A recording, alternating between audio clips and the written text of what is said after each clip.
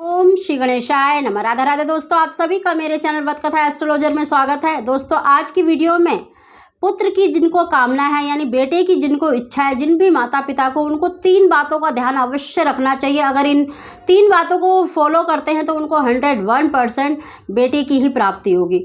दोस्तों उसको जानने से पहले जो पहली बार मेरी वीडियो को देख रहे हैं, प्लीज़ मेरे चैनल को सब्सक्राइब करें, बगल में बेल आइकन को दबा दें, जिससे मेरी आने वाली सभी वीडियो का नोटिफिकेशन सबसे पहले आप तक पहुंच सके। दोस्तों जब भी आप बेटे के लिए सोच रहे हैं या मतलब कंसीव करना चाह रहे हैं, तो आप उससे पहले देखिए अपना राशिफल अवश्य देखें। सबसे पहले अपना राशिफल इसलिए देखना है कि जिन दिनों में आपका योग बन रहा है, अगर उन दिनों में आप ट्राई करते हैं तो उन दिनों में आपको 101% पुत्र की ही प्राप्ति होती है।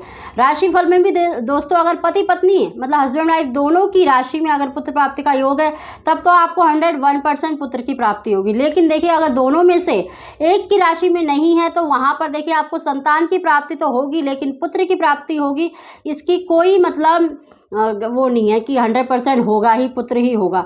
तो आप दोनों की राशियों में से देखिए, जो हस्बैंड होती है उसकी राशि अवश्य देखें, क्योंकि देखिए पुत्र प्राप्ति के लिए पुरुष प्रधान होता है, तो उसकी राशि में होना आवश्यक है।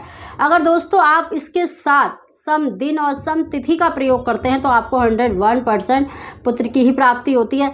दोस्तों राशिफल देख लिया, सम दिन और सम तिथि का अगर आपको नहीं होता, तब भी अगर आप मतलब अपने राशिफल के अनुसार उन दिनों में चांस लेते हैं तो आपको बेटे की ही प्राप्ति होती है। इसके अलावा दोस्तों देखिए सम दिन और सम तिथि में किन दिनों का प्रयोग करना चाहिए और किन दिनों का प्रयोग नहीं करना चाहिए, इस बात का विशेष रूप से आपको ध्यान देना चाहिए। देखिए जो दिन होते हैं उनमें देखिए किन दिनों का प्रयोग नहीं करना चाहिए, इस चीज़ के लिए आपको हमेशा ध्यान रखना चाहिए। चाहे आपको सिर्फ संतान की प्राप्ति है, तब भी इन बातों का आपको ध्यान होना चाहिए कि ये इन दिनों का हमें प्रयोग नहीं करना है।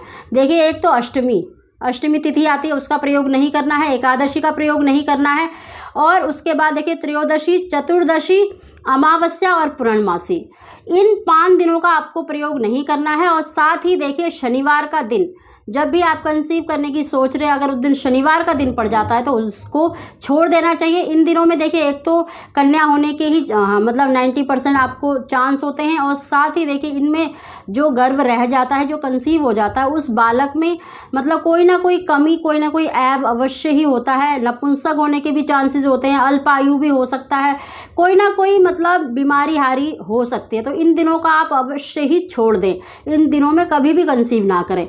और साथ ही दोस्तों आपको किन दिनों में कंसीव करना चाहिए, देखिए महीना कोई सा भी हो, लेकिन आपका अगर राशिफल में योग बन रहा है तो उन दिनों का प्रयोग आप अवश्य ही करा करें।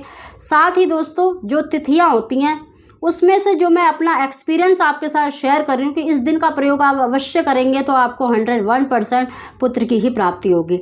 दोस्तों सबसे जो श्रेष्ठ मतलब दिन माना जाता है ना तिथियों में, तो वो है द्वादशी का प्रयोग आप अवश्य ही करा करें तो आपको 101% पुत्र की ही प्राप्ति होगी।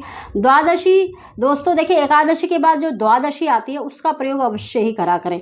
और साथ ही दोस्तों आपको मैं 3 उपाय बता रही हूँ, जिसको करने से आपको निश्चित ही पुत्र की प्राप्ति होगी। दोस्तों देखिए जब भी आप मतलब कंसीव करने की सोच रहे हैं तो उससे पहले आप उपाय अवश्य करा करें। देखिए उपाय कोई ऐसे वैसे टोटके नहीं होते, ये सिर्फ पाठ पूजा से संबंधित होते हैं। या तो शिव जी का पूजन है या फिर भगवान कृष्ण का बाल स्वरूप की पूजा होती है। तो जब आप पूजा करते हैं तो वो देखिए पुण्य है अर्जित होता है, जिससे कि आपको देखिए योग्य मतलब सुपात्र संतान की प्राप्ति होती है। देखिए पुत्र तो होना चाहिए, हर किसी को एक पुत्र तो होना ही चाहिए, लेकिन उसमें भी देखिए अगर सुपात्र ना हो तो फिर उसके होने का कोई फ़ायदा नहीं होता। कल को आपको दुख दे तो उसका क्या फ़ायदा है। तो इसीलिए दोस्तों संतान होने के साथ बेटे होने मतलब बेटा तो चाहिए, लेकिन बेटा भी उत्तम होना चाहिए, मतलब आज्ञाकारी होना चाहिए, सुपात्र होना चाहिए, तो वो भी ज़रूरी है। तो इसलिए आप उपाय अवश्य करा करें। आप सोमवार का पूजन अवश्य करें, और दूसरा गौ माता की सेवा अवश्य करें, और तीसरा दोस्तों कृष्ण के बाल स्वरूप के जो संतान गोपाल मंत्र है उसका उच्चारण अवश्य करना शुरू कर दें। जब भी आप चांस लेने का सोच रहे हैं तो उससे 8-10 दिन पहले ये तीनों उपाय करेंगे तो आपको 101% मतलब बेटा ही होगा।